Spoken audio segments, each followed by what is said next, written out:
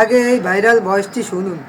উনি মহিলা মানুষ হয়ে 16 বছর দেশ চালিয়েছেন, সেটা গজব। আপনাদের মনের মধ্যে গজব। এই আওয়ামী লীগ আবার ফিরে আসবে, আমরা সবাই মিলে তাকে নিয়ে আসবো। এবং মনে রাখেন, বাংলাদেশের সাথে শুধু ইন্ডিয়ার একটা কাঁটাতারের বেড়া, এর চাইতে বেশি কিছু নাই। সেই কাঁটাতারের বেড়া ব্রেক ডাউন করে প্রধানমন্ত্রী শেখ হাসিনাকে নিয়ে আসা হবে। এবং দেখেন, কিছুদিন আগে আমি রাস্তা দিয়ে যাচ্ছিলাম, আমরা প্রায় অনেকের সাথে কথা, এক রিক্সাওয়ালা উনি কাঁদতে কাঁদতে বলেছিলেন যে উনার ঢাকায় পরিবার নিয়েছিলেন, পরে উনার পরিবারে উনি চালাতে পারেন না বলে উনি গ্রামে তাদের শিফট করে দিয়েছেন। এবং উনি আমাকে বললেন যে মা, একটা কাজ করা যায় না কি? আপনি তো শিক্ষিত, আপনি একটা কাজ করতে পারেন না, কি করবো? আপনি আমাদের সব রিক্সাওয়ালাদের নিয়ে চলেন রাস্তায় নামি। আমি কিভাবে নামবো চাচা? এই জন্য নামি, আমরা তো আগের মতো করে খাইতে দিতে পারি না, আমাদের পরিবার না খেয়ে আছে, গ্রামে পাঠাই দিছি। তো মা, আমরা নাইলে 2 দিন রিক্সা চালাবো না, আমাদের সেই টাকা দিয়ে চলেন, চাঁদা তুলে আমরা শেখের বেটিকে নিয়ে আসি। উনি অনেক বয়োবৃদ্ধ, উনি শেখ হাসিনা নাম করে ডাকলেন এবং পরে বললেন চলেন না মা, আমরা শেখের বেটিকে নিয়ে আসি। তাহলে আপনি কি বলতে চান? সেই রিক্সাওয়ালা কি পেট ছিল? তাকে কি কোনো টাকা দেওয়া হয়েছিল? এই দেশে শেখ হাসিনা প্রধানমন্ত্রী হিসেবে আবার ফিরে আসবেন, এবং এটা আমি না, যদি বাঁচা থাকি তো থাকবো। এবং আমাকে বিভিন্নভাবে বিভিন্ন পোর্টাল থেকে নিউজ যাওয়ার কারণে আমাকে বিভিন্নভাবে বলা হয়েছে আমাকে যেন এর হাতে তুলে দেয়, ওর হাতে তুলে দেয়। আমি কি ভুলটা বলেছি?